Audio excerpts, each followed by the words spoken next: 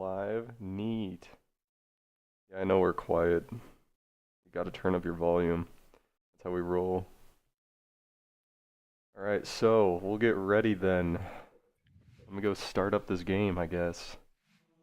This is Halo 2 on Legendary. Now, if you've ever watched Halo 2 on Legendary before, I'm gonna die. I'm gonna die a lot. You know why I'm gonna die a lot? Because it's Halo 2. Right, you are. Halo 2 kills you. Halo 2 kills you in the face every single day of the week.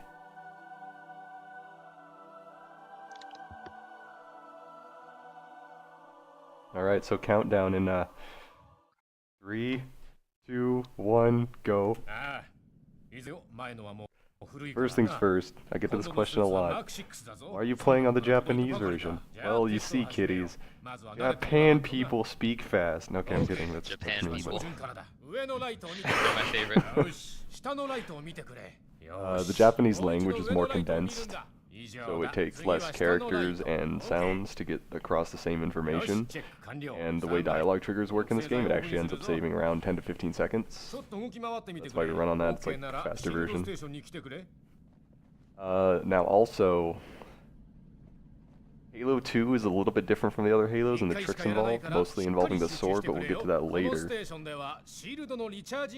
Like I did say, there's going to be a bunch of times where I'm just going to be dying, and if you see me doing something weird, it can be answered in one of two ways. Either A, it's safer, or B, it's faster. So, like, I'll be looking out the window on Cairo Station when I clear hangars in the next level, and it's like, it's faster, because Bungie's like, hey, you gotta really look at what's going on outside the window over here. It's really important, and I'm not sure why, but yeah, it just works Because out that cool way. guys look at explosions, but we're speedrunners, so by default, we're just not cool guys. That's true. Feels bad, man. A lot of the things, though, about deaths are, you want to use them to your advantage in terms of, a lot of the times you die with a set spawn, so you play it differently based on that death. Right, so like, if you get bodied by a set of enemies that just completely destroys your face, you're like, dang, I was not prepared for that. Most of the time, you're going to have that same set of enemy spawns again. So you can at least adapt to that situation and make your clears the way you want to do things different and adapt to it. Which is also why you'll see me wait around in a lot of places, mostly because it's like marathon safe, because I'm going to be going for checkpoints in a lot of areas I wouldn't normally when I'm like going for a record. But it's pretty helpful, because some of the deaths, when you're trying to go fast, can be upwards of like 3 minutes. You know, in Quarantine Zone, one of the deaths at the very end of the gondola can cost you 5 minutes. So it's a little painful. It's not a very forgiving game. I know you just probably all watched Halo 1. In this game, you die a lot faster. You take like 5 plasma shots and you're dead. Everyone thought, hey, Bungie, why did you make Halo 2 or Halo 1 so easy? Legendary isn't hard. They're like, okay, we'll give you something hard. And Halo 2 was born. This scary, crazy, suicidal game. I don't know why you'd ever play it. Just kidding. It's kind of fun. Generally, it can be fun. So, Cryphon just finished up armoring. It's an auto-scroller that you can somewhat speed up. If you saw him pushing what is his name, Sergeant Guns or Johnson, then that is to get them to their point a little bit quicker, which can be nice. It saves probably upwards of 10 seconds if you do it right. Like, if you just go through casually, then you can miss a lot of triggers. This is Cairo Station, though. Cairo Station's hard. This is just Reset Palace. This is the hardest level in the speedrun. And rightfully so. There's a million enemies, there's a million clears, there's a bunch of sword tricks. You'll see I run past a lot of enemies, but in this coming up hangar, I will actually have to kill all the enemies to progress to the next area. And the fastest way to do that is by killing them off their spawn. And it looks like I'm getting a good clear right now, so that's nice. Doesn't normally go this cleanly. This first clear, it can be sped up for the first few waves, but the last wave is on a timer. So he just wants to kill all but at least, or at most 2 enemies in order to spawn the next set of guys, which is is what, 3 grunts and 1 elite? Yeah, so that last wave of enemies I killed, it's on a timer when there's 3 enemies left in the room. And since I killed everything, like I got all the wave spawns as fast as I could, I didn't end up losing any time, even though it took me forever to kill those last elites. Also, I'm killing my friend here to hopefully get some frag grenades, and he was not very kind and give us any. Frag grenades make this next room very, I wouldn't say easy, but it makes it a lot more friendly, that's for sure. Waiting for these enemies to walk out so I can run behind them real quick. I'm gonna wait here for shields just to get a checkpoint in case I die in second hangar so I don't have to redo the first. Yeah, the second hangar's a little harder to make fast, but like you said, frags Did you see that Superman grunt? Oh my goodness. I've never seen that before. That man got hops. That man is on point. Same kind of situation applies. I can only spawn enemies when there are 2 left, but there are a whole bunch more enemies at the start of this room, and a lot more spawn. And I don't have any frag grenades like I could pick off the ground in the first hangar to kill them.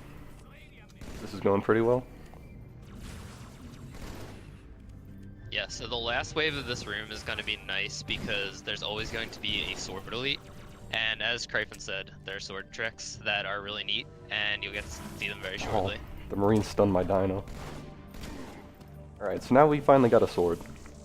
I'm looking out the window again to save time and dialogue.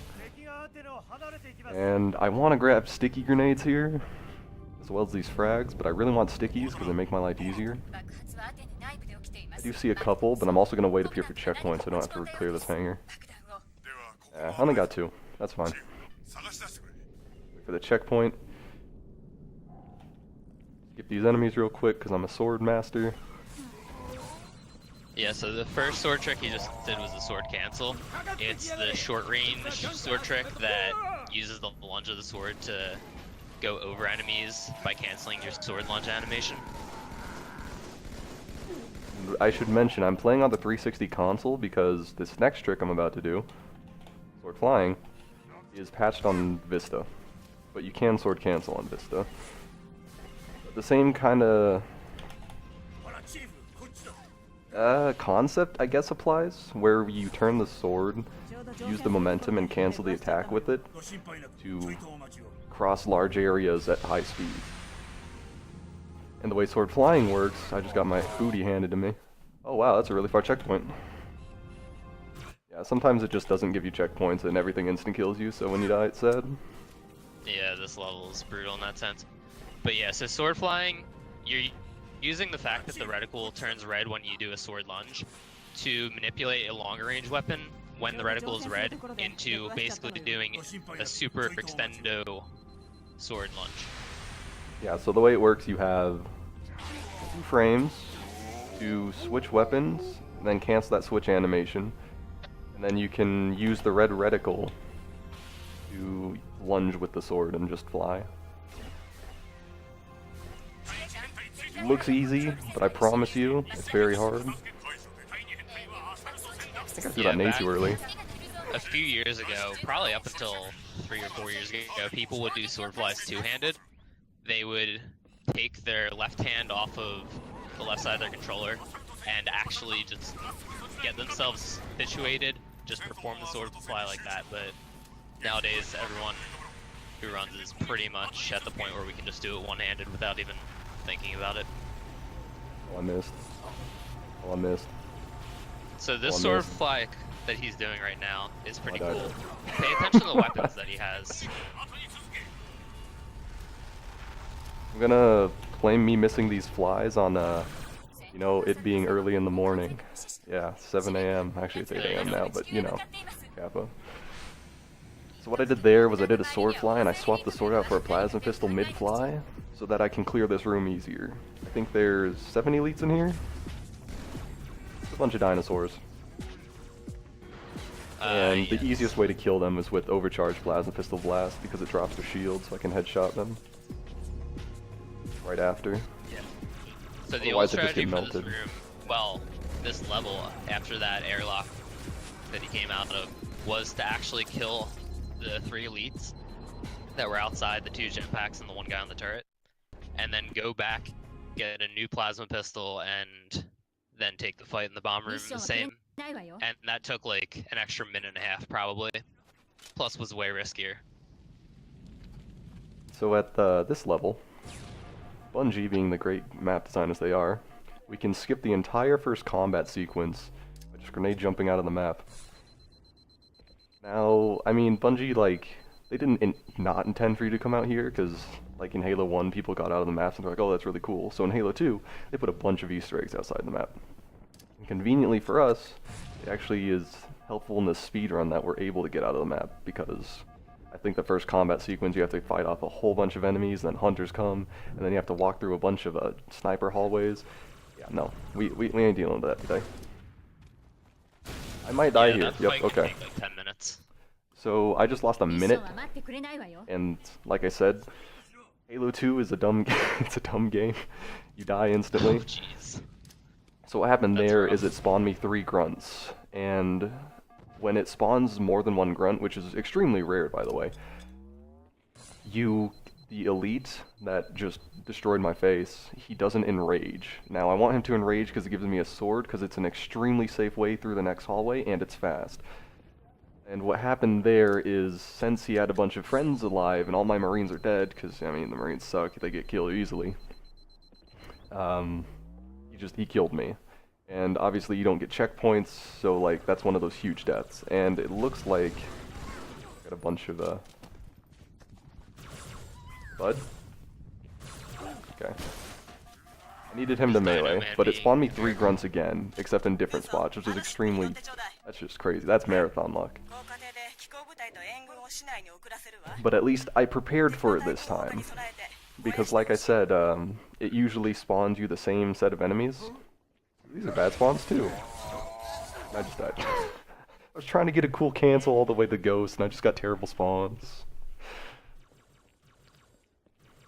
Let's hope we don't get screwed again. Alright, they didn't see me this time for whatever reason. And look, see, we're going all the way to the Ghost. That's what I mean. I wanted to do that. The game didn't let me. Yeah, not only does that look really flashy to do that sword cancel, but it's just, like you said, way safer. If you run past all those guys, which would be what you would do if you didn't have a sword, there's a good chance that they're killing you. Or you'd have to go way out of your way to avoid them, and it just ends up being slower. Those enemies that I passed, those aren't the only enemies there. There's a bunch of grunts and elites around the corner, so it's just much safer to sword cancel across. Now for the second half of Outskirts, we skip pretty much every single combat bit.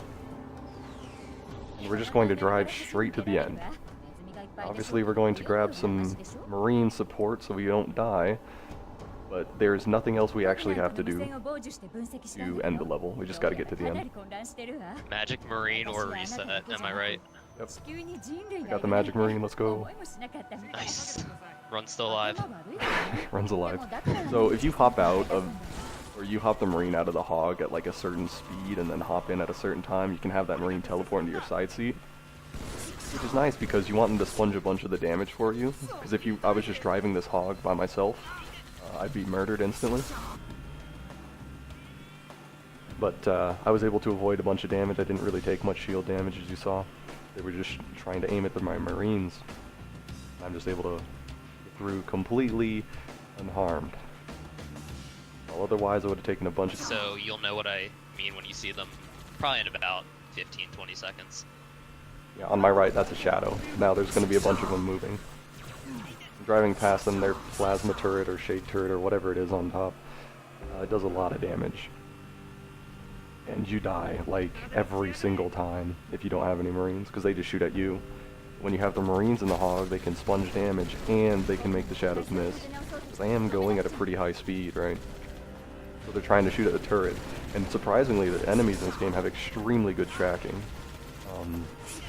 Which is why they're so deadly, like on Legendary, because only a few shots will kill you, and if you're not, like, strafing a bunch, you're just gonna get hit.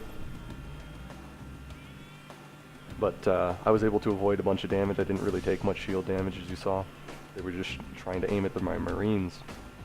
I'm just able to get through completely unharmed. Well, otherwise I would have taken a bunch of damage. If I didn't have the Marine in my side seat even, you take a lot of damage too. Yeah, that'll also come into play on the next mission. However, you will not take the guy in the passenger seat, and we'll discuss that when we get to it. Oh yeah. But he sucks. So the next mission, I'm going to employ kind of the same concept about helping me live by grabbing some Marines into a hog. The only problem with that is one of the Marines has a rocket launcher, and he's really bad with the rocket launcher. He likes to shoot it at the ground and at the hog and just at things close up to you, and it always blows you up. So we're not going to take him. We're going to run him over to assert dominance and then take the other Marine, put her in our turret, and then we're just going to go on our merry way. Run him over, assert dominance, get this Marine in our car, and then we go. Exactly as planned. So yeah, you'll notice that this and the last mission were just driving simulators, and that is true, but the game picks up a lot pretty soon. Yeah, So the first couple levels we just kind of drive through. They're pretty intensive levels. They're supposed to be vehicle heavy, like, yeah, vehicle combat. But in speedrunning, it's kind of slow. Like, you saw that tank? I'm not taking the tank. I'm taking the hog and just driving through. And I should explain a little more about this Marine, because this Marine is extremely important. Because I don't want to take much damage to my hog for later on in the level, for something I need to do, where I can die instantly if my hog is damaged. This Marine prevents me from taking a bunch of damage, and in this tunnel section up here, she really helps me to avoid a lot of damage so I can actually live through a bunch of enemies and a bunch of snipers. Because normally, you're not supposed to get through this area. There's a bunch of vehicle barriers set up, but we're speedrunners, and those are, you know, those are just suggestions. We like going fast regardless of the rules. Find a way. There's a will, there's a way, and we're gonna drive past all this blockade. I don't seem to have a good sniper, but my Marine stayed in my turret, so I should be good. Notice how the sniper was shooting at the Marine there? The snipers in this game are one-shot kills, so... and they have aimbot. They don't miss, makes it very difficult. I'm flipping, I'm probably dead here. I don't think I got the checkpoint. No, of course not. I went slow to get a checkpoint there. It obviously didn't give it to me, because checkpoints in this game, like, they're not even consistent. If they were consistent, it'd probably be a lot better. They're not. Yeah, no worries, there's I'll a just lot drive of through times again. where you'll do the exact same thing and either get the checkpoint or not, just depending on if the game's feeling nice that day. Yeah. The hog decided to, like, flip a bunch when I went out here. It kind of had to do with my speed, a little bit my position. Like, second time I made it through just fine. Normally you don't flip. I just got a really weird speed and angle.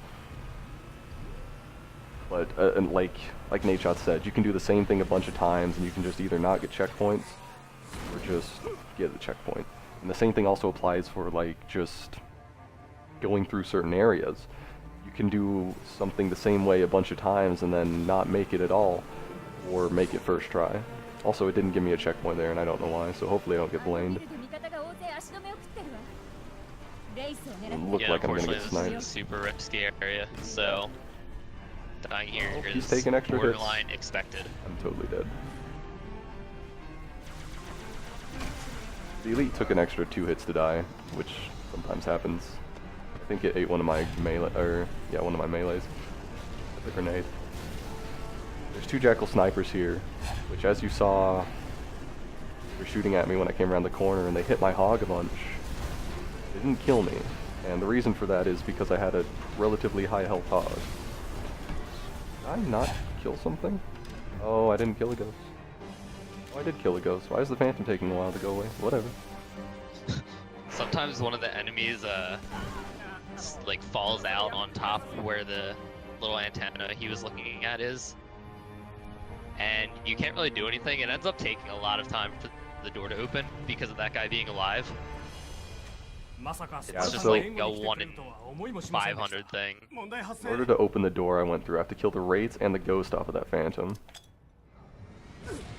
Now, sometimes, like Nade said, the ghost can, like, just drop an elite up here, and it's basically a soft lock, or the Phantom can knock over this antenna, which is also as silly. Yeah, so this trick's pretty cool. He jumps on this antenna so he has a higher vantage point, and he's gonna do a grenade jump at a precise time. I missed it. I totes missed it. Don't kill me. Why did you kill me? Oh, this is really far back. Okay, we're gonna pretend like I hit that. Dang. I'm just gonna go to a next checkpoint. So, my controller has a really bad problem with crouching and like the Y button, just because I've used it for so many years. By years, I mean years and a half. So I tried to crouch there, but my controller didn't crouch. So I ended up just sliding off the scarab and fall timering. So I lost like a minute and a half. We're gonna pretend like I hit that, and here I am on top of the scarab. See, Dude, nice first try. everything worked out. First try. You guys didn't see it. It didn't happen. Alright, so this is where he would be. This is where I would be. He gets on the scarab, and that's nice. It's because he has to kill enemies. He actually only has to kill 3 enemies that you'll see him kill from in front of the scarab. Yeah. You can shoot through the wall for some reason, and the enemies can't see you. So they just kind of stand there and take the damage. And these are the only 3 enemies that are required to kill on the level. Well, on the scarab, I should say. Otherwise, you'd be fighting it. If you played the game casually, you know, you just go along this bridge for 2-3 minutes, kill a bunch of enemies. It can be really tough, but speedrunners don't want to do that. Yeah. And also, I definitely would have redone that if, you know, it was a 2-minute death. You guys saw me go through it. I don't want to waste your time. Probably dying a million times to the snipers again. So, here we are on the next level. We shot through some walls because we're a bunch of filthy cheaters, and then we were able to kill the enemies we needed to for the level 10. So you saw him kill his teammates there. The reason being, it's faster. Yeah. He wanted to kill the grunts and the elite so that they don't talk to you, and then the elite that's at the button, if he's dead, then the door just kind of opens, which is nice. Yeah, and that Ends up skips... saving like 20 to 30 seconds. Yeah, it's like 26 seconds of dialogue if you kill all your allies there. Now, the only downside is you don't really get checkpoints, but it doesn't matter too much, because the only real risky area is coming up, and unless you like miss a sword fly here, which I'm about to do, the button, like, and I completely missed. But hopefully I don't die here, because my revert's going to be a minute and a half. I think should be fine. Waited here for camo, and I'm gonna go outside because it's safe. On easy, you don't see us do this because we can just kill everything in the hangar without a worry, but on legendary, there's a bunch of enemies and you're gonna die. Ain't about that life. So in this hangar, the sentinels are the key. You want to kill them as quick as possible. Yeah, and I don't even know where the sentinels are. I got really bad spawns. There's not a lot of other heretics alive because they can really fuck with you. I shouldn't say that. That's potty language. Yep. Yeah, so there's 7 to 9 sentinels. It's completely random how many spawn. Obviously, it's random where they spawn. You saw they weren't even like out there, so I couldn't even kill them when I was outside. I was just killing the enemies. It looks like I still only got 7. That's fine. I didn't lose crazy amount of time. That allows these guys to spawn, and my potato aim is just on point. Yeah, as soon as he's on the fuel rods, that's the end of the hangar. Yeah. You want to kill all 3 of them and then get to the door that he is now at.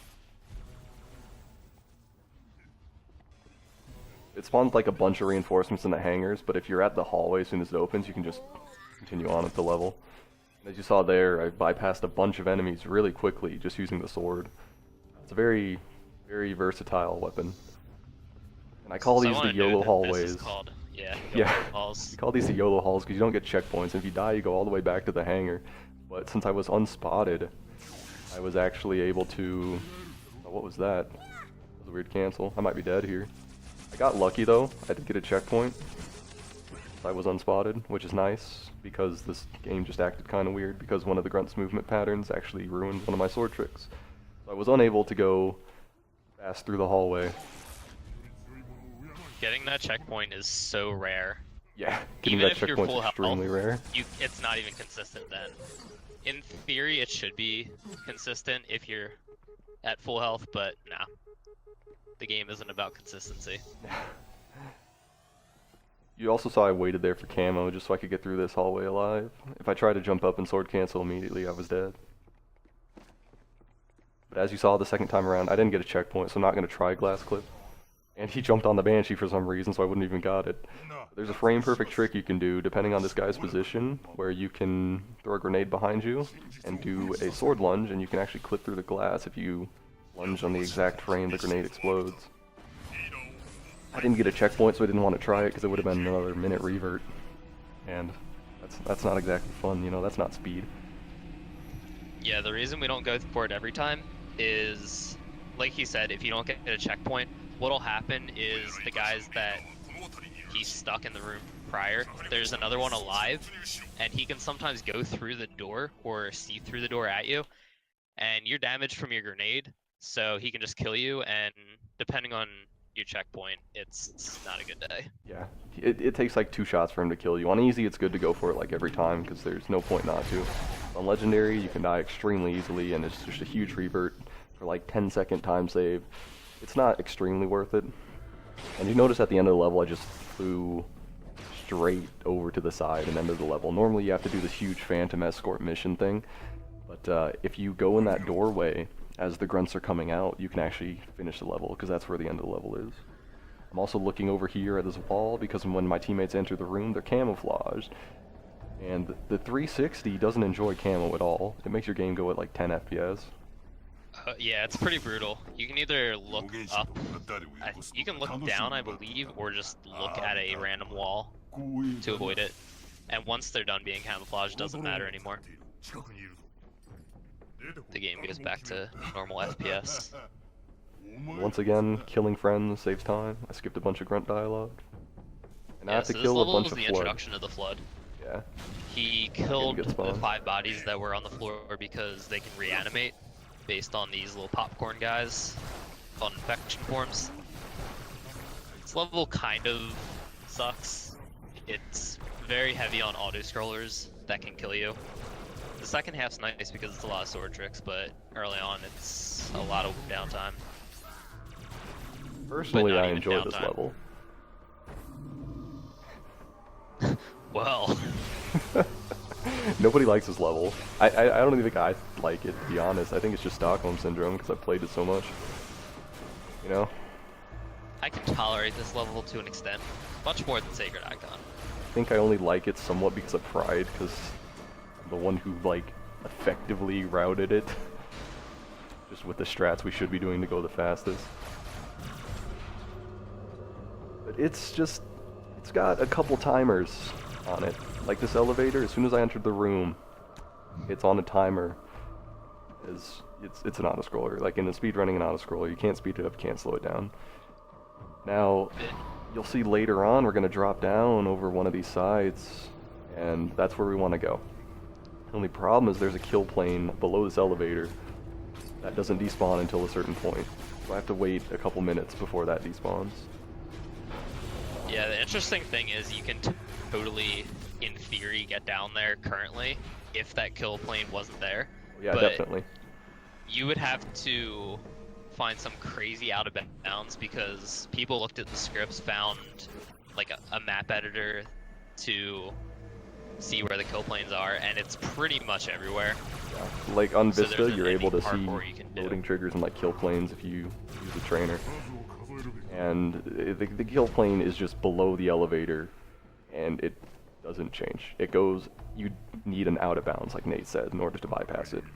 And then getting back in the map is hard too. The way out of bounds works in this game is objects are completely solid, so there's a trick I can't showcase in a speedrun because it's not useful or easy. It's called ghosting, which is called walking through walls by displacing your hitbox. And you can only do that through extremely thin doors, because if you go into any bigger object, like bigger than the Chief or the Arbiter's hitbox, oh, my teammates just got obliterated,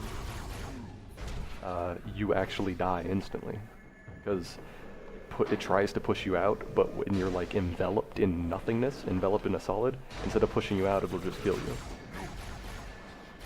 The funny part about this level 2 is, like, in the English version, your teammates are always like, we have to hurry, Arbiter, we need to stop the heretic leader. And I'm like, yeah, that'd be great, but, you know, there's a kill plane, or else I'd be going faster. think Shout out to your one teammate that survived though. He's MVP. have one more drop until we can actually go down. Now there's going to be a bunch of sentinels spawning, and then after the sentinel wave is done and the elevator starts moving again, that's when the kill plane despawns and we're able to drop down. So one thing to note about this elevator is that if you watch an easy speedrun, usually the runner will kill his teammates, and that's because their melee is an insta-kill, and it really sucks and you can just accidentally get in their way, and there's nothing you can do about dying there, and it can usually be a long revert. But on Legendary, having them around to take bullets for you, help you kill, is so worth it that you just learn to avoid them. Yep. Again, just skipping through hallways with my sword real quick. This room's a work of art. After a certain wave, it's actually on a timer. I didn't hit this move? Okay. And that timer lasts for a minute. Explain it a little bit more when I'm trying not to focus. Yeah, so there's essentially 3 waves in this fight. The initial wave is generally 4 blood, and it's 3 heretics, 1 elite, and 2 turret guys.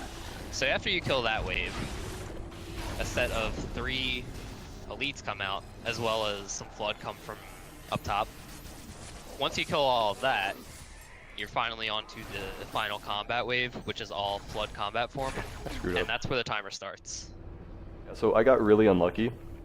I got the heretic spawns, but they were focused on the flood that were behind me, so they didn't actually come out of the door. So I wasn't able to sword lunge up to them and kill them off their spawn instantly. And as you saw, I died really quickly. Yeah, as soon as you get onto really the bad combat spawns wave, right now. it's a lot You better, on my head? but there can be no checkpoints for Heck this here. entire fight. Yeah. What is that guy doing? I don't know. Please stop. So this time, the elites were not on my head. Or, I mean, running away trying to kill enemies in this hallway, so I was able to kill them off their spawn. Which is the safest way to do it as well. Okay, Yeah, I gotta be careful, because those infection forms you see walking around, if you're no shields, they're an instant kill on you. And, alright, so I did get the reinforcements.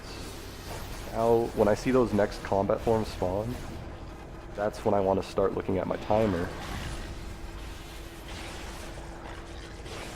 Because it's a minute from there until I can open the door. You're seeing me kill Flood, it's mostly for grenades, and that's mostly to kill any of the infection forms. Because during this minute-long time period, if my... Oh, dude. If I kill more than 4 enemies in this room, then it'll spawn more. So it's best to keep 4 alive just so I can be at the door when it's open, just so I can kill the enemies in there quickly. So I totally was not paying attention to my timer when that minute actually started. I think I should be fine. One thing to note throughout this level is a lot of the times, and before when he had the 3 elites up top, he got close to them, and you'd think, wow, that's a terrible idea, why would you get close to enemies that can kill you? Well, for some reason, their melee is programmed terribly, and it actually does no damage. So it's better to actually get close to them. Their carbines will just shred you. So, yeah, the heretic melee in this game actually doesn't hurt you unless you, like, go to the left of them, or, like, I sidestep right. It's really weird where the hitbox is. It's not forward, and it's not a circular radius like everything else with melee in this game. Which is convenient for us in a speedrun, because we're just able to avoid their melees and we can get up close and personal without having to worry. Yeah, it's very unintuitive though to the casual player. It's also very unintuitive to like a casual player. But, so now we're in the second half of the mission, which is the better part, in my opinion. So now we're on to the second half of the mission, which is actually pretty cool with sword tricks and stuff. Oh, auto aim, please! I'm trying to shoot the sentinel, not the flood. Oh, And also the carbine's extremely inaccurate, by the way. Gun I have out right now. He's also in the only room that I can think of that has a Halo 2 anniversary and Vista specific trick that actually benefits the speedrun. You can do a pressure launch at the elevator he's going up to, and it does one of two things. It gets you quicker to the area where you cut cables, and two, it actually makes you invincible for the rest of the level. But unfortunately we can't do that on Classic because reasons. I assume as to physics, but... Yeah, so the Vista version of this game has a completely different physics engine. And like Nate said, you can actually use that elevator I just went up. You can start it and then stop it again and basically have it come down on top of you. And what it does is it'll launch you all the way to the top of the mission here. Where you can cut the cables and continue as normally. And the reason it makes you invincible is in the elevator, you're moving extremely fast. And the way Bungie works the fall timer in this game is if you're moving at a certain speed, you actually just get killed. Which is why if you fall for too long, you gain too much speed and then you die, right? They're like, okay, let's just make him invincible in the elevator. Like, they're not fighting anything. And then we can avoid the fall timer problem. Now when you do that pressure launch, the game essentially forgets to make you not invincible after you come out of the elevator, because you don't press like the button again. You don't fly, and you fly through the triggers like at the top, something or other. What's odd is that you can do that pressure launch on the Vista engine, but there's another pressure launch in the game that you can do on this version, but not the Vista engine. Yeah, in one of the later levels, the same concept applies. It's still a pressure launch by having something slap on top of you. It's not available. I should not have gone for that. I missed. Okay. It's not available in the other version of the game. Right now. Yeah, so doing the cancel he's doing is the safest way to get through this room.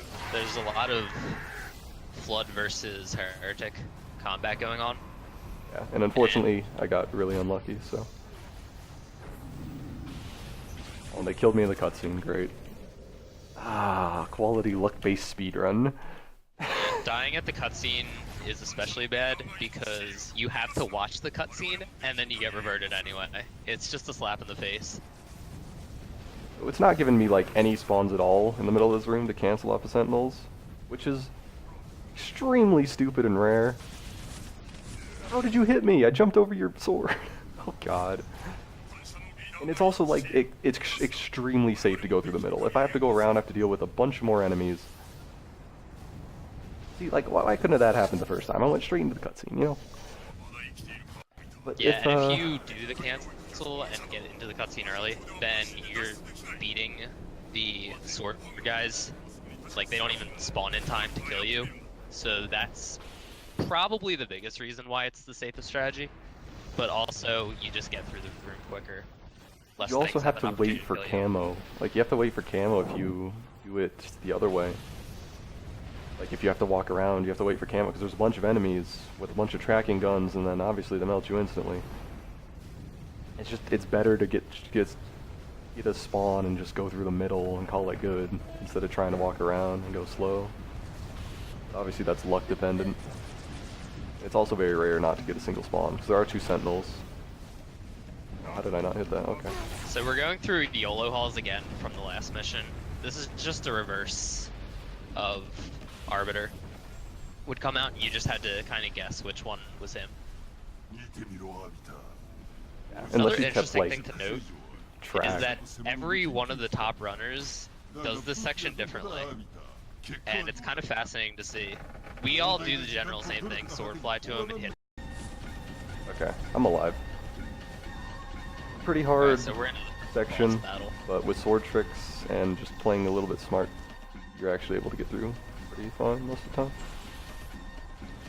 Now we're on to the Heretic boss fight, and he's going to pop up in these tubes a few times. He's actually invincible until a certain point, so I can't like kill him or trigger the next sequence until he's done monologuing, you know, like all bad guys are.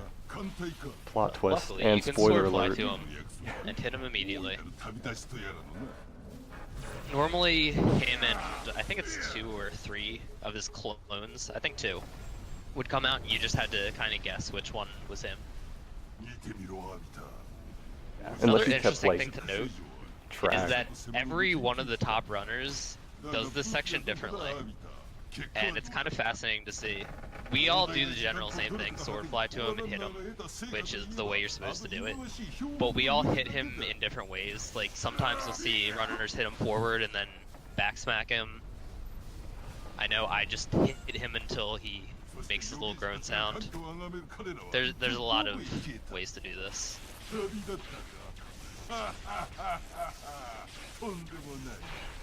Oh man. It's like he's just invincible. He takes so much hits. It's kind of funny. Yeah, this is the last hit. After he says like a bunch of words a few times, you're able to kill him. And also, killing him off his spawn like that at the end of each cycle is actually beneficial to you because, as you saw, you heard the monitor start talking there. He's like a 30-second dialogue or something, and you actually end up skipping that if you kill the heretic leader fast enough. Yeah, normally he would say that on this In the middle of cycle hit 2 and into 3. the third. He would give you that speech. Costs you time because it delays the speech of the heretic leader. Which is why you want to hit the heretic leader immediately. You saw me camo and sword him just right off the bat. Didn't even worry about his clones. You need to hit those guys immediately and then hit him off his spawn all the time. And then you'll be fast enough to skip that dialogue. The heretic will start talking before the monitor.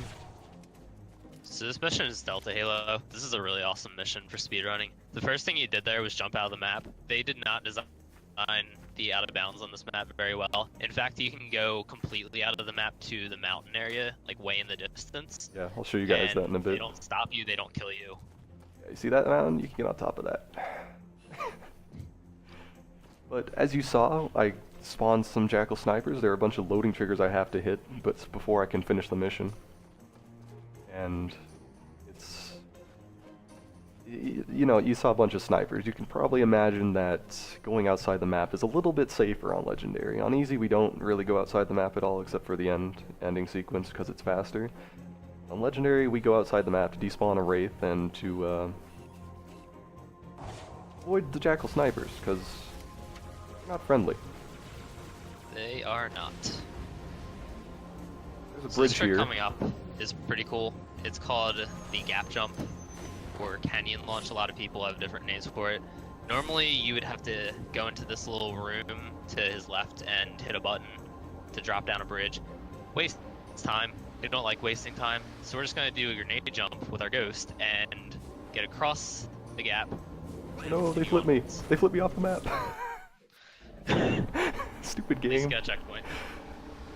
Yeah, but you know, lowering bridges, waiting for it to like go all the way across, that's slow. We're speedrunners, man. We like going fast. We're just gonna go across by jumping our ghost. Next section is like heavily luck-based, whether or not my ghost explosions are bad and what kind of ghost spawns I get.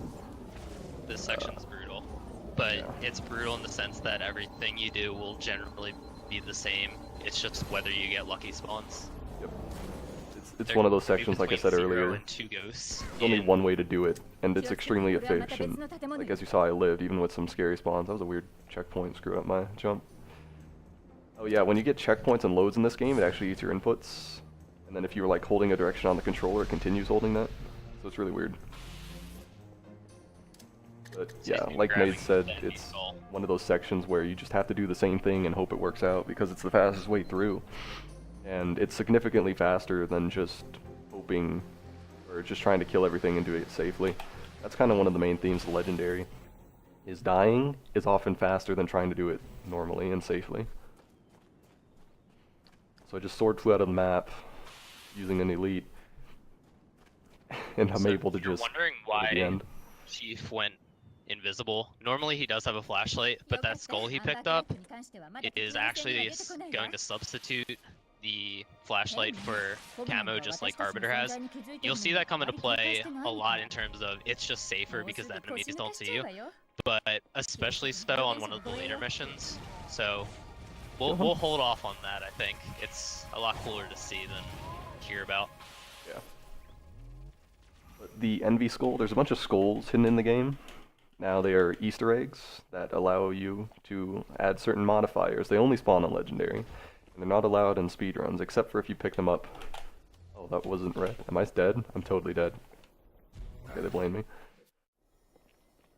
So this is arguably the hardest trick in the game. Nah, I think Scareboard's harder.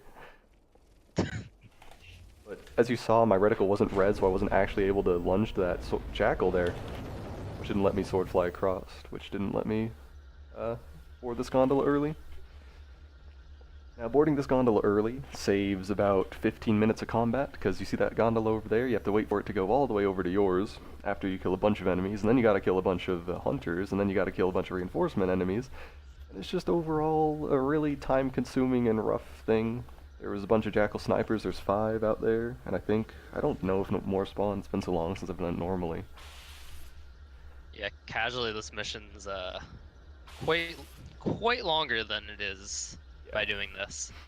I think we get through this mission around 10 minutes in the legendary speedrun, and I think casually it's one of the longest ones because of all the enemies you have to kill.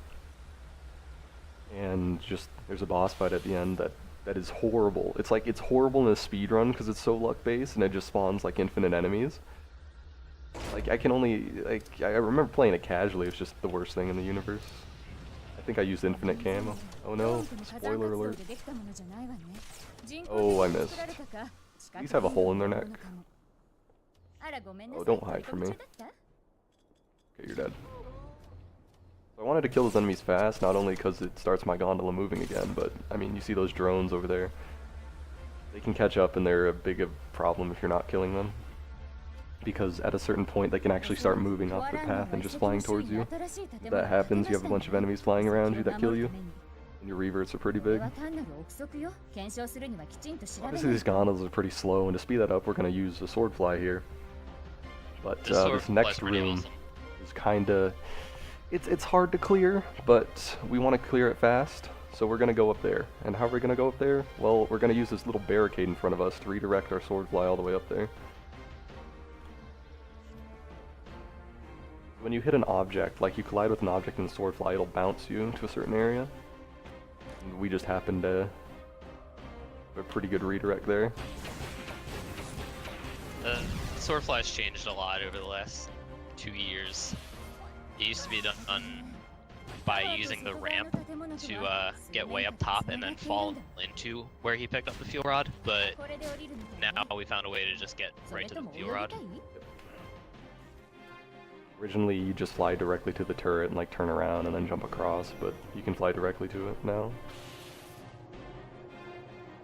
Obviously it saves a bunch of time because I was able to kill 4 jackals with the fuel rod, despawn another wave of jackals over here, and then get the dialogue before the other jackals actually came in the room. Oh, I forgot to jump out of the elevator. Rip. So that grenade that he threw at the underwater elevator thing as it was coming up is kind of interesting in the sense that it kills the 3 jackals in this elevator, but like from outside, essentially. Yeah, so explosion physics are really weird. In like Cairo Station, a dead body can completely block an explosion from hitting anything behind it. I mean, we can throw a grenade on top of the elevator here and it goes through the explosion and kills these 3 jackals. Everything's just weird in this game, man. Nothing's the same. It's a new experience every run. But it really is. It's an extremely consistent game, so if you're looking for a variety, you know, it's a great game to pick up, and I mean sword tricks are fun too. So, I'm mailing my sword here. 1, to make a bunch of noise because people find it annoying, and 2, because I'm delaying a checkpoint. Now the reason I delay a checkpoint is there's a sword fly in this room, where if I screw up my sword fly, I end up having to walk, and usually end up dying, just because there's a bunch of grunts shooting at you. But, it's the fastest way through, it looks really cool, but I can delay the checkpoint to here, so like if I mess up, if I do my inputs wrong and accidentally shoot, I can just revert real quick and then hit that fly across the room. Sword tricks are usually the fastest way through areas, as you've been told multiple times in this run. And generally the safest too. Yep, and they're generally safe. Some of them are risky, but for the most part they're pretty safe. Also, I want to make a note that he got fish clipped through his elevator the first time. Maybe he'll get it the second time as well. That's definitely good luck to the speedrun. The fish don't really have any sort of collision, so they'll just clip through the elevator randomly.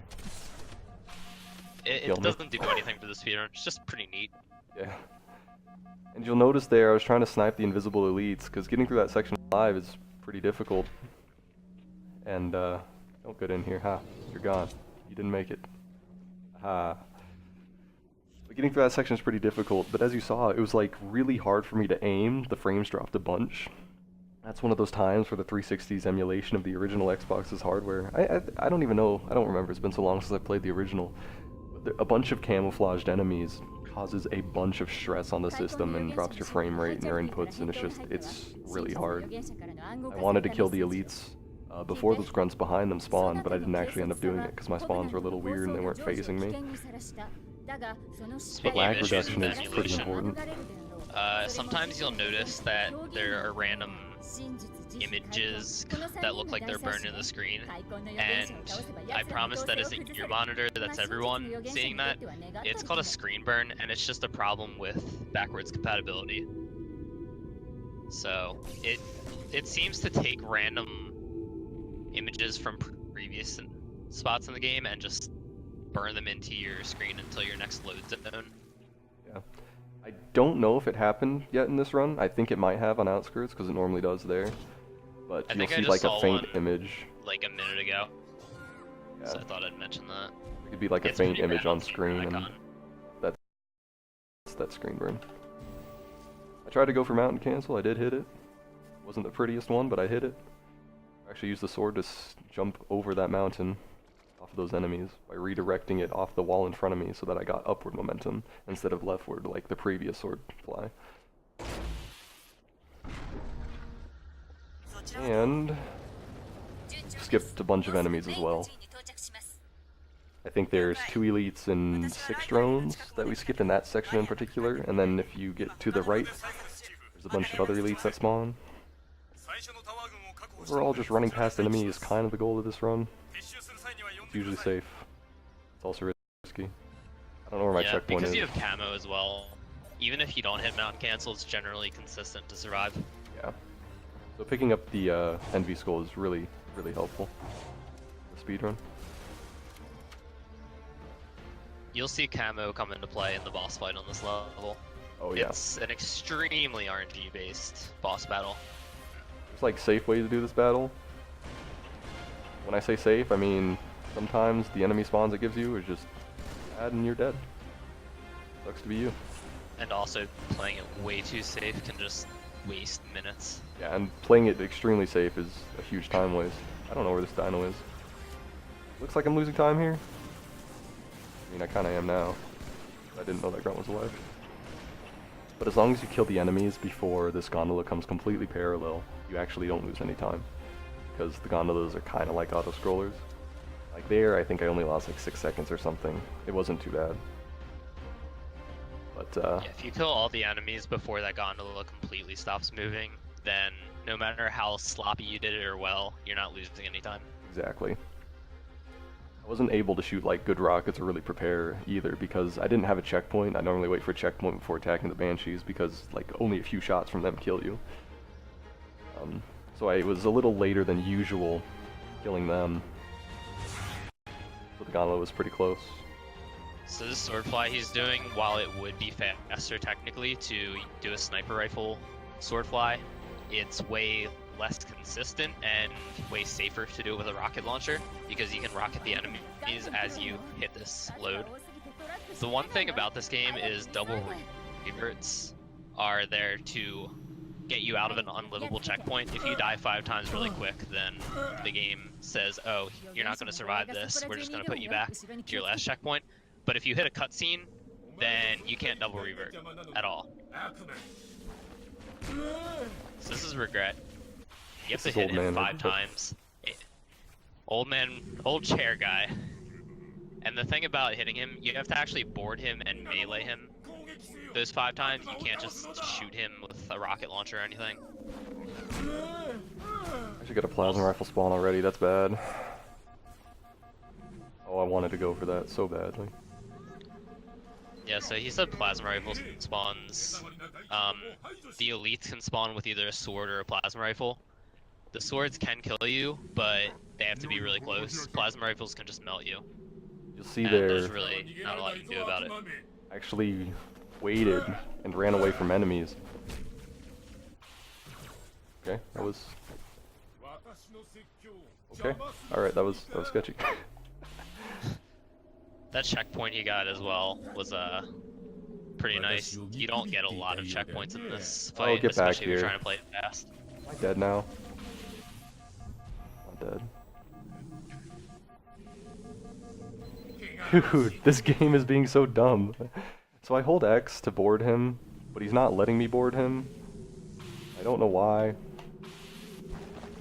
Oh, that's my favorite.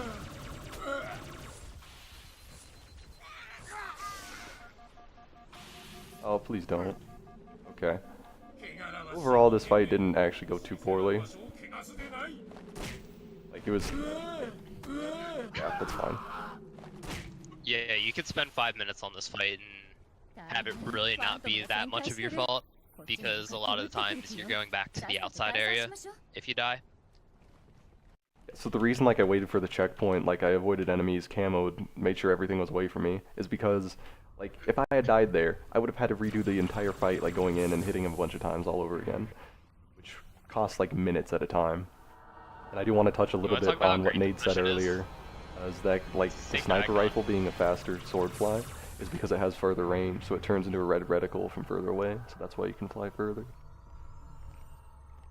Which is why you don't see me fly to certain enemies where you'd think it's like, oh, you can just fly to that guy and get across the map easily. It's like, oh, my gun doesn't have that range to switch the sword onto. And yeah, you'll saw I just kind of sat down there in the middle of the fight. I didn't run away from enemies. When you kill Regret, it actually turns off the AI in the rest of the level, so you're completely safe unless you kill yourself. I remember you were on a world record pace run and your rocket just like hit a random pixel that had collision right in front of you and killed you. Oh yeah. Good times, good times. I killed myself at the end of Regret on a very fast run one time. Because the rocket, the collision physics are extremely weird. I actually ended up hitting something behind me. I hit a post behind me and I just shot it at the enemies and it ended up exploding right in my face because... Ever since that, I have not shot the extra rocket at the end of the fight ever. Same. I don't even... That just like triggered me into never doing it. I'm traumatized from that experience. So this mission, Sacred Icon, what a lovely mission this is. This is shooting walls and walking simulator. You kill one single enemy before you get outside, which takes like 5 minutes. Yep. And yeah, otherwise you're just on gondolas, you're shooting walls, walking around, hoping you don't die. It's very boring. This is hands down the worst mission in all of Halo. Provides nothing to the story, and as a speedrun, it is walking for 5 minutes to an RNG fight where it's completely random where the enemies spawn and how many of the enemies spawn. There is literally nothing good about this mission. And I'd say the only good thing about this mission is that it's sort of relaxing after Regret, because the Regret fight is just so intense. Yes. If this mission were anywhere else in the run, I would enjoy it much less. It is immediately after basically the turning point in a lot of levels, where if you're on a fast pace, getting past Regret is extremely stressful, just because it is so luck dependent, and extremely hard to play like perfectly, not get screwed over. You kind of need a mental breather, and Sacred Icon is nice for that. You can kind of just relax, like, you know, mentally prepare yourself for the latter half of the run. But, you know, so that giant thing with the shield in front of it is called an Enforcer. That was the only enemy that he has to kill until he gets outside, pretty much. Yep. There was one enemy I needed to kill to open the door. That was that Enforcer. Yeah. That's why I was like waiting, avoiding all the other enemies, just to not die. Yeah, that door is tied to the Enforcer dying. So the quicker you kill him, the sooner you can progress. Safest way through the... Oh, I have a shotgun guy and he's not moving. So there's a guy behind me with a shotgun. He can literally snipe me from a mile away. and he's about to. As you just saw, I just lost all my shields, so that killed me. Thankfully, I got a checkpoint. Yeah, I was about to say, you got a really nice checkpoint. Reason I shot here was because it drags the enemies to my position, and then I camo and get away, and then so they should theoretically be all going to that one spot like they did this time, but last time they did not. I got extra flood to spawn as well, which is kind of a problem. Oh, and there's another shoddy guy behind me. Okay, I can play this. I can play this fine. So one of the most okay, never mind. I got shotty.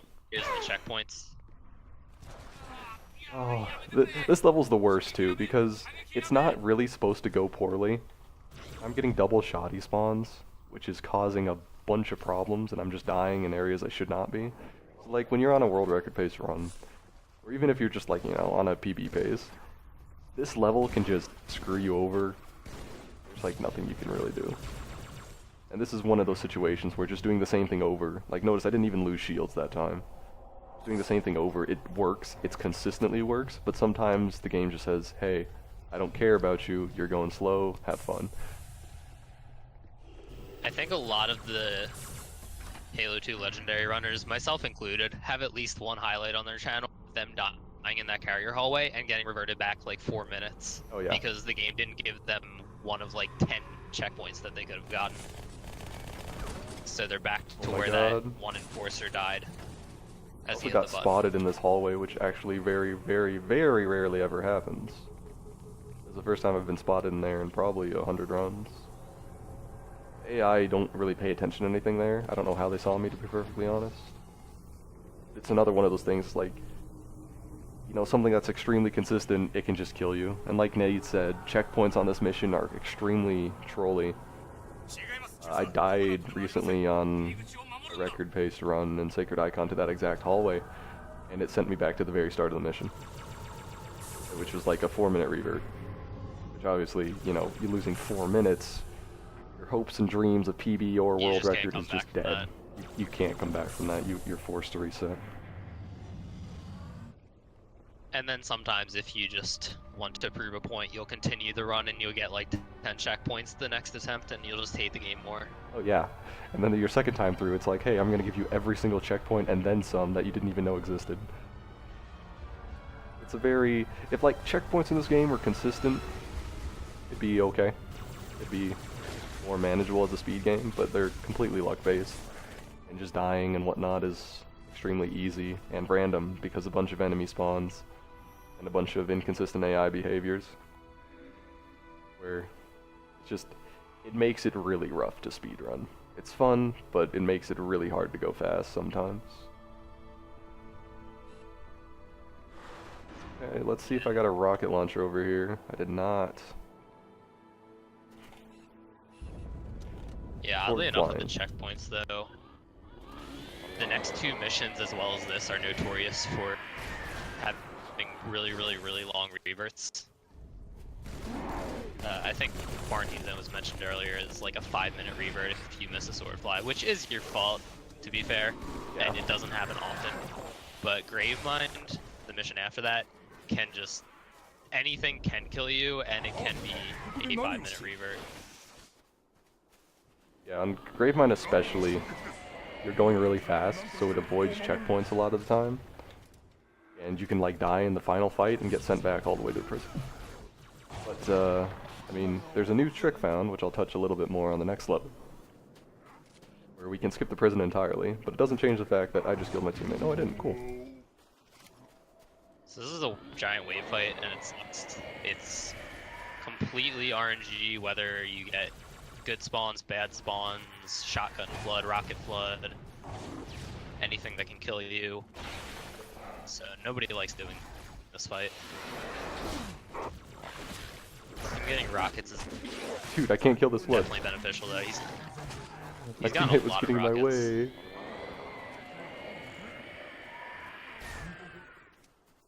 Yeah, so this is what I was talking about at the start of the mission. It's completely random what enemies spawn, where they spawn, how many spawn, what weapons they have. Obviously I prefer to have very little spawns and then get rockets to spawn, even though like they can kill me very, very easily. Having rockets allows me to, you know, kill things quickly. And also allows me to break their bodies. And breaking bodies is important. Oh, my teammate just got rocketed.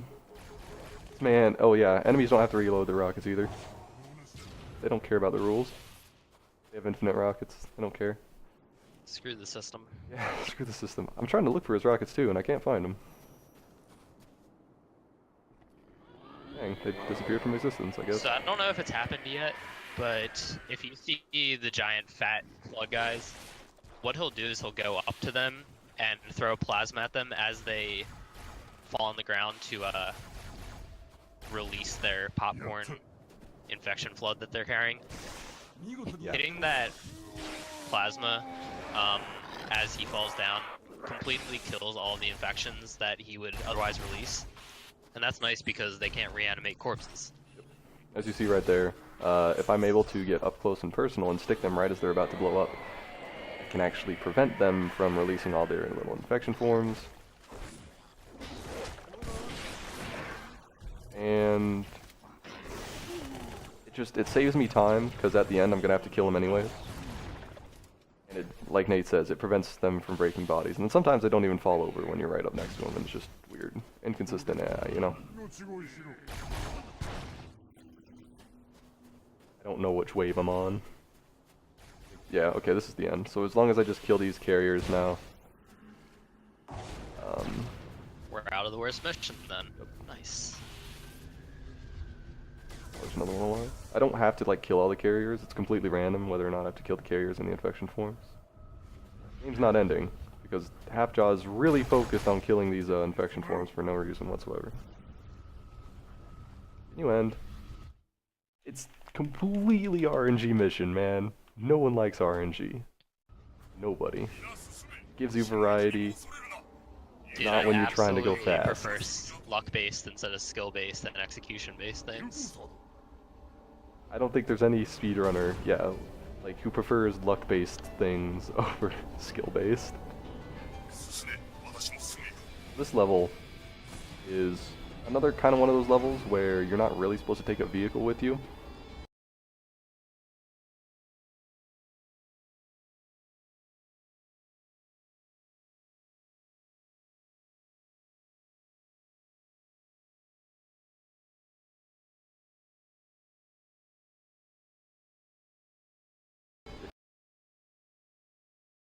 And striving where you can die in a lot of places and then you relax for 5 minutes. Yeah, so like this part I didn't get a checkpoint. Means I could get rocketed in the back. Thankfully it didn't happen because normally it's not supposed to happen. Like a camo there, I got out of range. Sometimes the flood can just shoot you anyways. And I also waited at the door because there's this tank flying around attached to a pelican that likes to shoot at you and kill you instantly. It's not giving me any checkpoints, which kind of sucks. I should get one here because if I don't, I can't complete the level.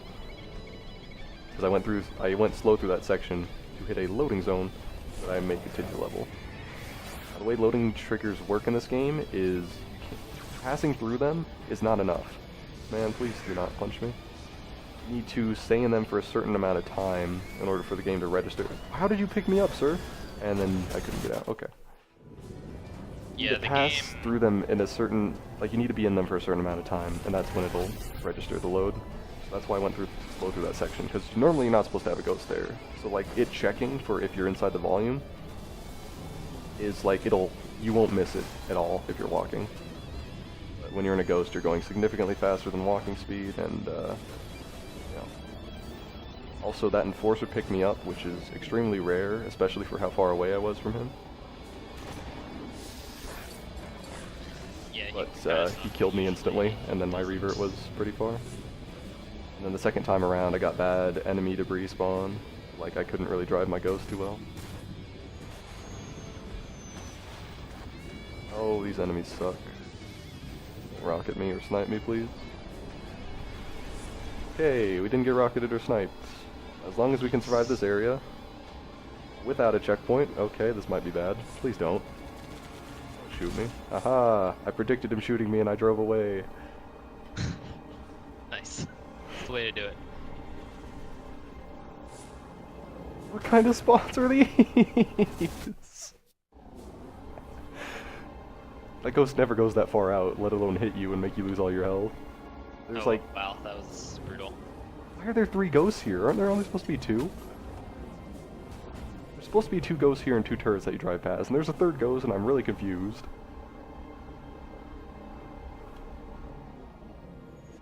Alright, so it looks like we're finally in the gondola. This part is this is the bathroom break for everyone. This is everyone's bathroom break, but I can actually use it to explain what's going on. So right now we are on an auto-scroller where we cannot speed it up or slow it down. There's going to be a bunch of Flood that are going to be infinitely spawning if I kill them. So for me, it's just safer to sit up top here and hide from all of them, because my AI are just going to die. They actually don't activate if I go up here, they just sit here and take a bunch of shots. If I don't attack these Flood at all, no more of them are going to spawn, and at the end of the mission, I'm actually able to sword fly off of one of them in order to get to the end faster. So it's much more safe, like, and beneficial to the speedrun if you just sit up top here, rather than going low and just killing things, even though it might be more entertaining. Just if you go low, you still won't get the sword fly to the end, which saves, I think, like 6 seconds or something. It's a decent chunk. The next level coming up is the hardest level in the game. It is called Gravemind. If you are unfamiliar with Gravemind on Legendary, it is that and 2 Betrayals in Halo 1 are arguably the hardest levels in the entire Halo series. Now the thing with Gravemind, though, is like in the speedrun, we time it RTA. It'll get a little bit easier. Yeah, we're gonna make it we can easier. leave it at that. We picked up the Envy Skull, and the Envy Skull makes us invisible, right? So in Gravemind, what I'm going to do is camo immediately off of spawn, and I'm going to get a checkpoint. I'm going to reload my game, which is going to turn off the skull. Now, since I got a checkpoint camouflaged, it's going to keep my camoed state. But since I no longer have the Envy Skull active, I am infinitely invisible, because the game essentially forgets to turn off my camouflage, which is really convenient. Now, you can only do this on one level in the game, and it has to be after Delta Halo, and you have to be the Master Chief, because that's the only level it works on. And it makes no sense to do it on any other level, and it probably wouldn't even be used in the game if Gravemind wasn't so inconsistent. But now with Prison Skip discovered, which I'll explain next, there is a pretty good chance that we will no longer be doing this in full game. And it's kind of polarizing glitch, it's kind of cheaty, I'm not a huge fan of it, but it makes me go fast, and I like going fast, so I'm okay with it. So the biggest problem about Gravemind is the first room and the prison, which being, you know, perma-camoed, makes it significantly easier. But recently a trick was discovered, a few weeks ago actually, where you can skip the prison section entirely. And we theorized it for years, and there was a bunch of attempts, a bunch of everyone trying to do it, but no one actually figured out how. And the most non-intuitive thing ever is there's a thing called butterflying, which is just meleeing and canceling your melee repeatedly. You can use that to, you know, just drag an enemy, push an enemy, stay with an enemy. If you press the A button, which is the jump button, along with that, you can actually rise up the lift if you have an enemy on top of you, which doesn't make any sense because you're essentially jumping midair while getting pushed down. That's why it was a little... it took a while to get discovered.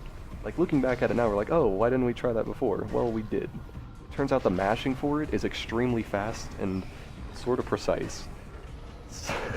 Because I have to spam B and A and X really, really quickly. I don't really have a hand cam to show you, but it's hard. Take my word for it. With that trick, we can skip the prison section entirely. It saves like 2.5 minutes on Legendary compared to perma camo. I think in the without perma camo, it saves closer to 3.5, which is insane. So that's why I'm thinking, like, the whole resetting the game portion of this takes like 1:40 seconds, which is obviously a long time. But that time is made up for immediately on Gravemind, just going through the prison and all that jazz, without having to worry about dying. Oh, nice, you got a seizure flood. Yeah, I got a seizure flood. Also, one thing to note about the gondola here is that when he goes up top, his enemies lose their AI. They literally do nothing, and the flood still have their AI. So the flood will just kind of booty blast the elites, and they do nothing about it. Yeah, like I mentioned at the start of the gondola, it's just your teammates don't do anything. They sit there, they take it, they're pacifists, man. They're like, we can solve this without violence, and as we all know, Doesn't work out too well. So a lot of the time, because it's a 5-minute auto-scroller and you're just bored for it, if you're not going to the bathroom, you'll just sit there and watch and see who dies first and who dies last. Make it a competition or something. Also Anything take note, to make a 5-minute auto-scroller more entertaining is good. that swordfly I hit, if I missed it and fell in like the gap, I would have had to go to the very start of the gondola. It's a huge revert. It's like 3 minutes, 5 minutes, sorry. Oh, I jumped. Stop it! Game! So I need to press A to skip 2 cutscenes here? Dude. Okay. That was dumb. I need to press A to skip cutscenes. And that's also my jump button, and if you're jumping or shooting or meleeing, you don't get a checkpoint. So I needed to like press A to skip 2 cutscenes as fast as possible, while also pressing my camo button, but I didn't need to press A enough so that I wouldn't jump. And it happened a bunch of times. But I did get my checkpoint, reloading the game, and we should have permanent camouflage. If I messed it up, it's going to be silly, but I have 2 hours for this, and I'm fine, and I can go grab the Envy School again and just showcase this, because it's fun.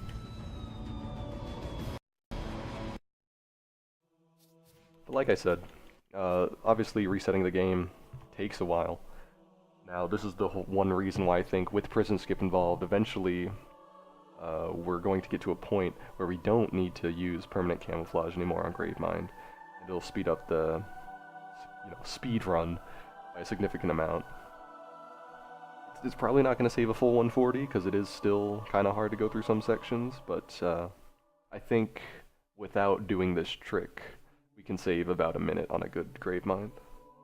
In theory, yes, it would definitely be faster on a perfect Gravemind, but a lot of the time, there's some areas where you can't even avoid dying, and the checkpoints can just be back to right as you finish prison skip, and that's why I'm kind of hesitant to believe that it's going to be a thing in full games, because I was actually routing to see how possible it would be, and I remember I got to the very end of the mission, died to like a fuel rod explosion, and my revert was just back at prison. Yep. And that was the minute I realized this isn't happening. Like I said, there's a huge random element in this game, and you basically need it perfectly in order for that to be viable. Because just checkpoints are inconsistent, enemies are extremely inconsistent. Like I said, this is the hardest mission for a reason. Right now I am standing in a precise spot to avoid spawning 2 brutes and 8 grunts and killing them, so I can just skip them entirely. When this game spawns enemies in this room, it's like, hey, we don't want to spawn him on top of the guy, but we also don't want to spawn him next to him. So that allows me to stand, and it only works on this side, in a precise spot kind of in between a few lights to visually line it up. But it saves a bunch of time because I don't have to kill a bunch of things.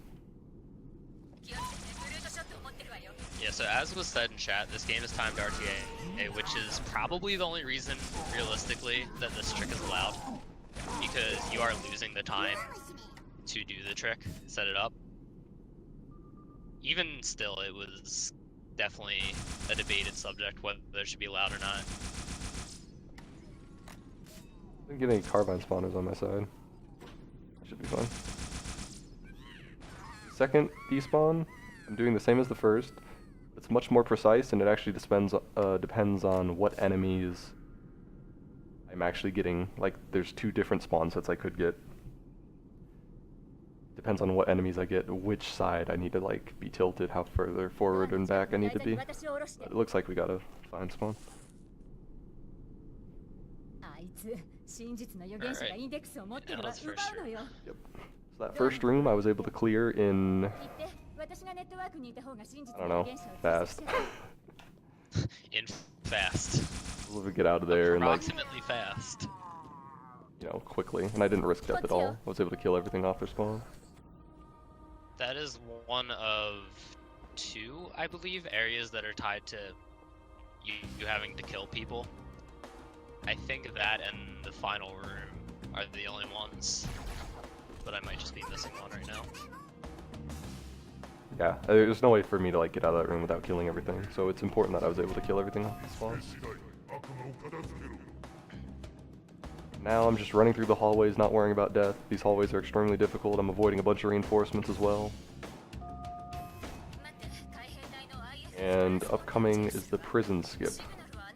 Now sequence. hopefully I get good RNG with it, because I need to have an enemy punch me into the lift. And if any of these monkeys enrage... Enrage, please. Okay, didn't enrage. I gotta wait for him to do... What? Bruh. Okay. He's supposed to try to jump in the lift. He didn't try to jump in the lift, and I don't know why. Just staring at it. Thinking Okay. about it. This should work. I'm gonna wait for him to just do his thing. I'm gonna stand right here. He punches me in the lift, and there we go. Now I hit the loading zone, which reverses the top lift. I'm able to fly out of it. I don't know if it picked up my mashing on the mic, but the button's pretty quick. Yeah, so the way it works is you hit that loading zone and it essentially starts the prison sequence. Like you said, it reverses the lift, but it should deactivate when you get to the bottom of it. And this logically works because they didn't expect anybody to get past that. But Yeah, luckily, since the prison or the elevator is reversed at that point, he can just go back. Yeah, we're not gonna try to explain the mechanics behind prison skip. It's kind of, it's just appreciate the trick and all its ridiculousness. So now the rest of this level is pretty much sword flies, and it's pretty awesome. Yeah, I love the second half of this level because it is a lot of just sword tricks and a lot of movement-based tech, like crouching out of the lift there, and getting a speed boost forward.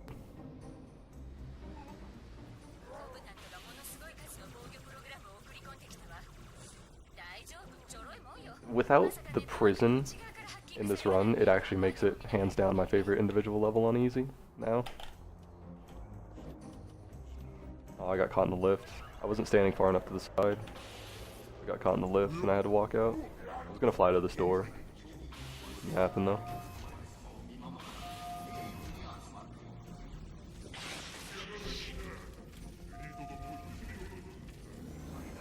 I didn't pick up a carbine because I went too fast. And these carbines when you have speed. Okay, I'm a beam rifle pro. Nobody else picks up the beam rifle. I think I'm the only one who does it. Uses it for all these tricks. I actually missed the crouch out there. I need to crouch like quickly 5 times in a row and then like hold crouch, kinda. There's a certain timing for it. The only problem, like I said earlier, with the whole like scareboard issue is like my Y button and my crouch button are extremely worn down after a year and a half of playing this game. Because I crouch jump with almost every jump, and I'm obviously being very intense on the controller with sword flies, because the whole switching buttons quickly, and mashing the Y button repeatedly. Oh, I missed. Like that. Hard.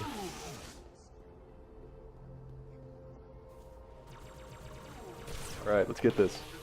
Didn't get it, he went into a bad spot. I was trying to get a cancel all the way across that area. Kinda saw the lip I was trying to aim for.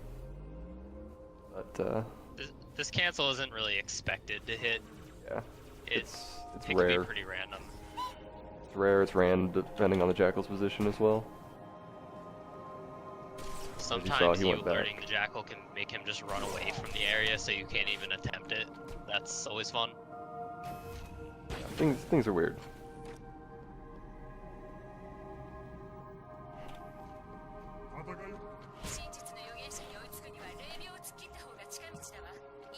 So this swordfly is not only beneficial because it's faster, but it actually, based on how high he gets up, he'll pass a trigger and deload the enemies that come out of the door, which they don't really matter as much on Legendary, but if you were to do an IL, aka individual level, it would definitely benefit you because those guys can kill you very easily. So he's killing it in order right now. Basically the brutes have to die last.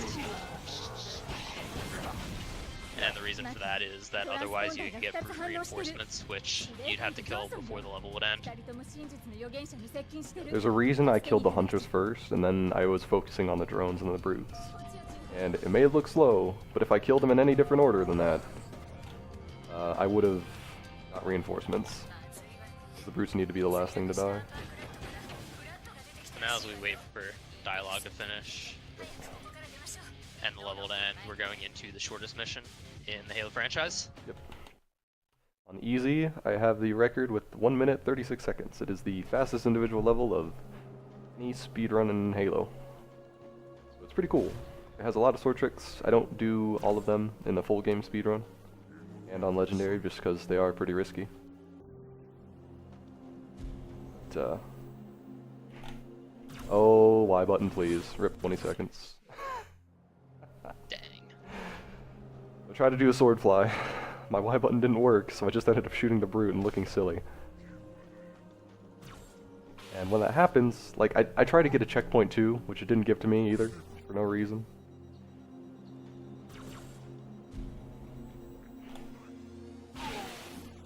Yeah, everyone in chat's talking about the Breaking Benjamin song at the end of Gravemind.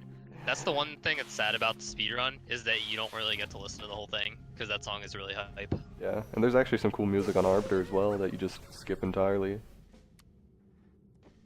Yeah, that's true, during the escort part of it. Oh, I touched a monkey, please don't. Okay. You living. Now you notice, obviously I'm waiting in a lot of areas for checkpoints. They help me, they really help me out. Nice little 360 swag. I do a 360 there, so it avoids me bouncing off the turret and going straight to the heavens. That's a bunch of minor swordfly mechanics I can explain later, but I probably won't have time. All you need to know is that it looks swag, cool, and it's helpful. It is beneficial.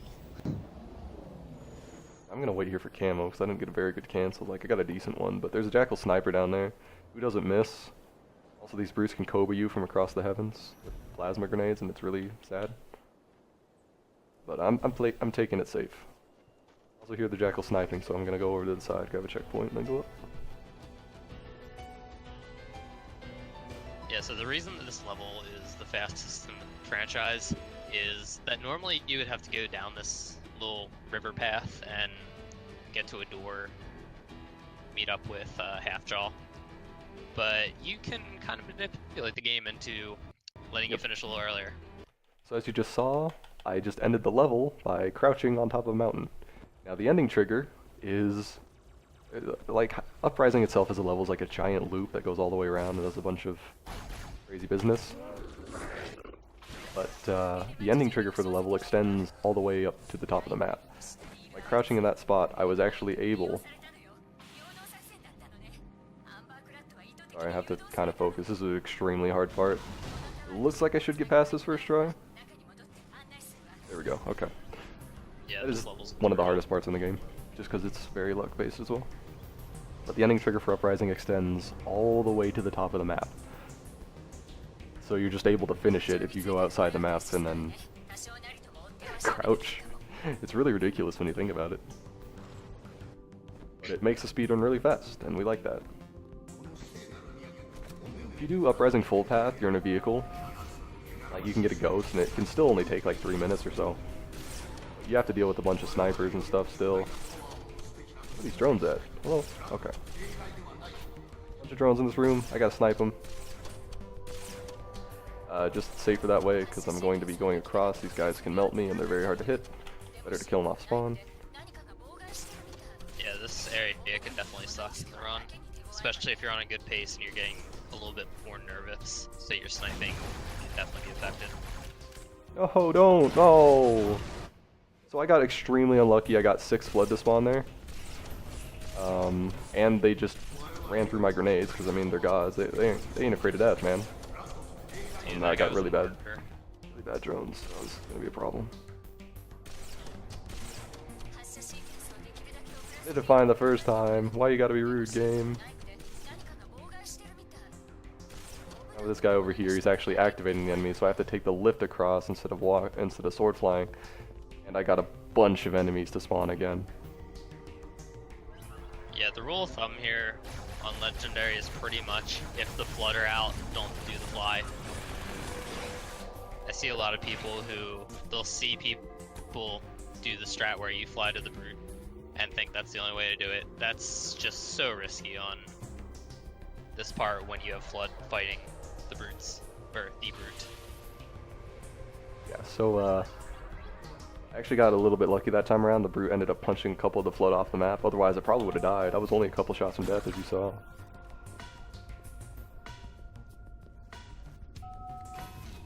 This level's extremely intense as well, because you can die at almost any given moment. Checkpoints are scarce. They either happen or they don't. Gotta hope.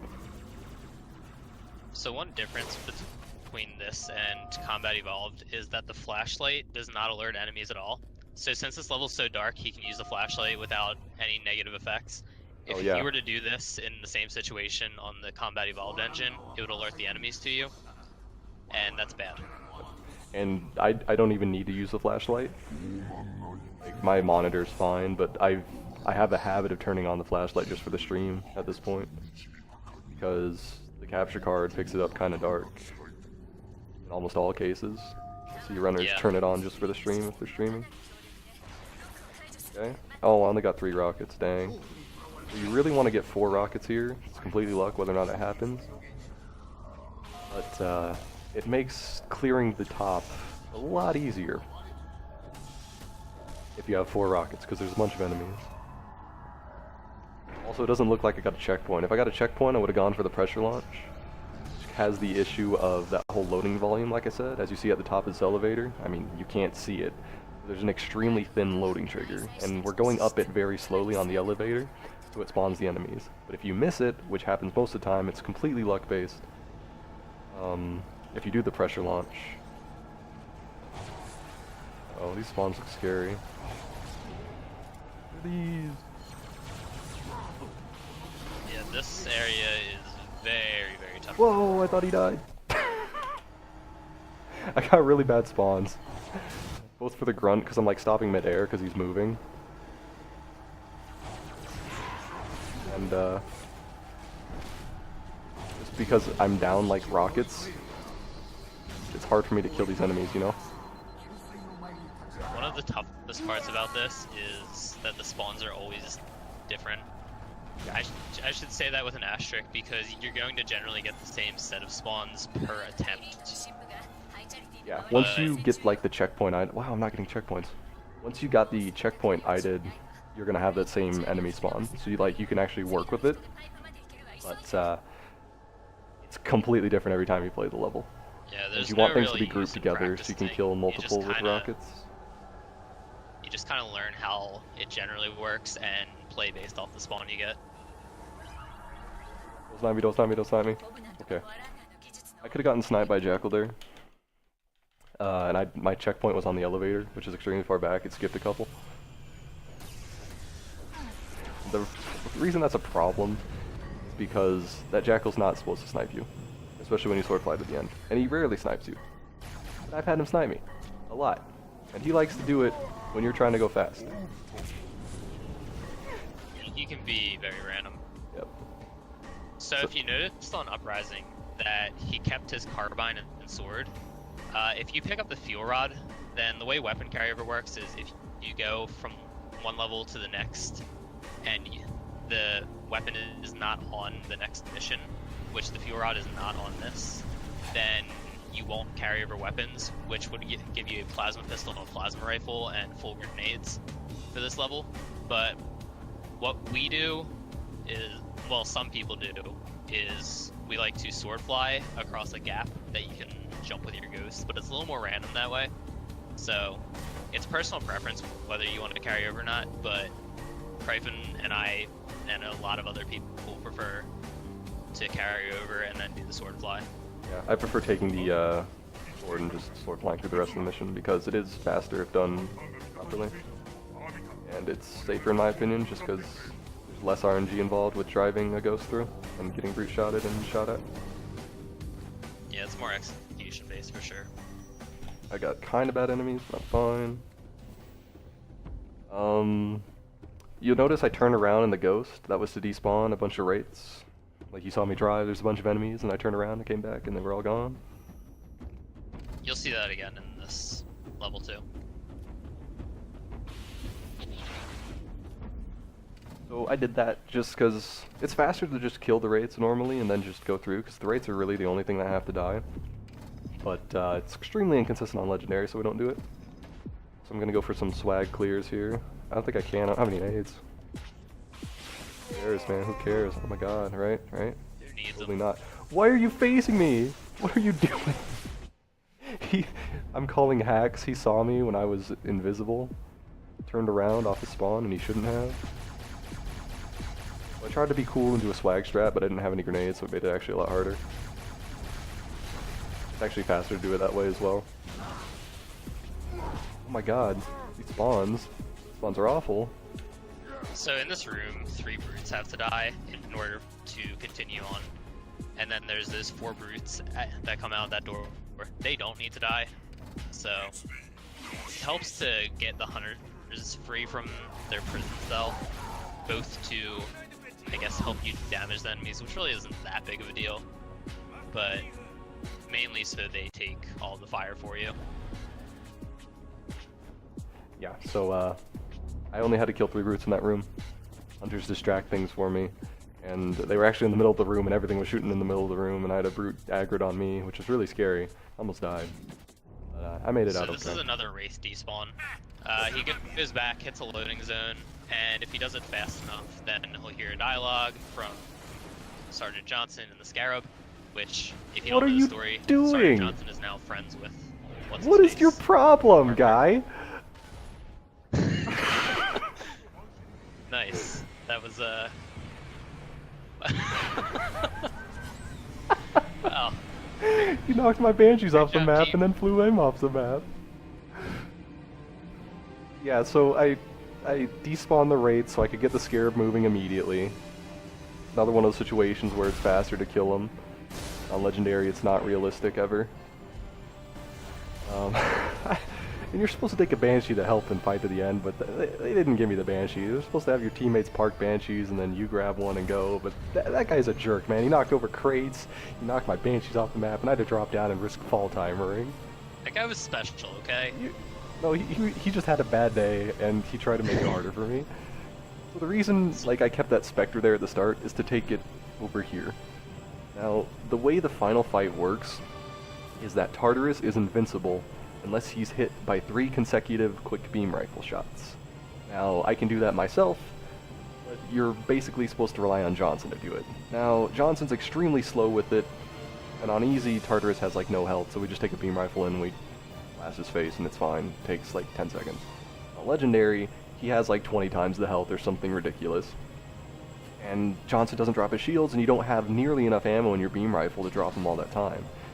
So a trick we do is to take this Spectre, and only this Spectre is the one that works, pop Johnson in here, and the game's like, oh hey, you know, Johnson's gone off the map because it doesn't recognize him in this vehicle.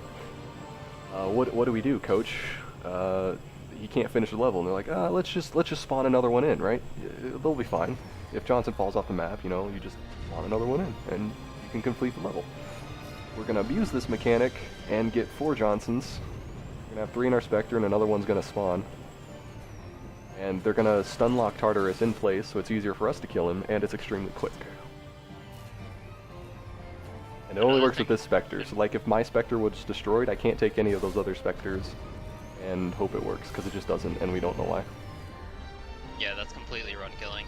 And I mean, there are spots that you can put it that are safer than others for sure, but it can be gone or destroyed completely, and it's usually not really anything you can do about it. And it's not worth going back to check. So you have to rely on the 3 or so minutes of the mission, 3 on a good day probably, just getting to the end of that, finding out if your Spectre's there and hoping. Yep. Basically you just gotta park it in a safe spot, listen for an explosion as you're leaving the loading area. If you don't hear one, you just gotta hope. But if you hear an explosion, you gotta revert, because then you can't do this fight. And who doesn't like spending over an hour and 30 minutes on a speedrun just to find out that it's over? The final boss. I had that happen on one of the record pace runs a little while ago. My Spectre was just gone. And like, you can do the fight by sticking a brute and grabbing a shotgun and trying to do it normal. Just beam rifle and shoddy. kind of like you do on easy, but it's extremely difficult. And if you don't get enough ammo to spawn from the brute, you're done, kid. Yeah. So he was looking at where Johnson was shooting the scarab towards the door in order to make it only take 2 shots to blow up the door instead of 5. And I don't really have a good explanation for how that works, it just does. Oh yeah, I also took the Spectre into the final boss room here. By just dropping it in the trigger. Because the trigger extends kind of like Uprising outside of the final boss area, right? Now we use that to our advantage to grab a vehicle and take it in here. That's what I mean by taking the Spectre into the final fight. Johnson, hop in. I don't know if I'm going to get the clone because he didn't hop in my vehicle. I should, but I got unlucky with the elite I had to kill to prevent him from getting in here. We'll see. It's fine, it's whatever if I have to redo this fight again. But I did. I also parked the Spectre in a spot so that it spawns a Johnson inside of my turret, so I can spawn 2 at once. So I park this over here, stick this a couple times, have tartar sauce jump off the map and ruin my day. Hello, Spectre debris.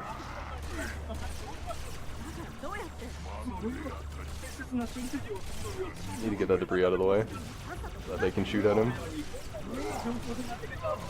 It doesn't look like they're shooting at him. One of the Johnsons is shooting at him because I got that spawn. Johnson's like shooting through him. 2 of my Johnsons are shooting at him. What a jerk. I drove you guys all this way. I drove you all the way to Tartarus and you're just not helping me out. Alright, alright. Yeah, So yeah, when this goes well, and he's unlocked, he's pretty much down on his shield the entire time. Yeah. Still died pretty quick though. It's fine. I'm in like 3 seconds when the screen fades white. 40-46, or 140-56, which is fine. Like 4th place or something still. But yeah. That was Halo 2 in a nutshell. The speed run. We did it, right? And you can see a bunch of the enemies here in the cutscene because they don't really despawn. Just kind of silly. Because Miranda's supposed to be, just grab the index, she's supposed to be up top waiting till it's I safe. like how the one brute just like fell over as she ran past.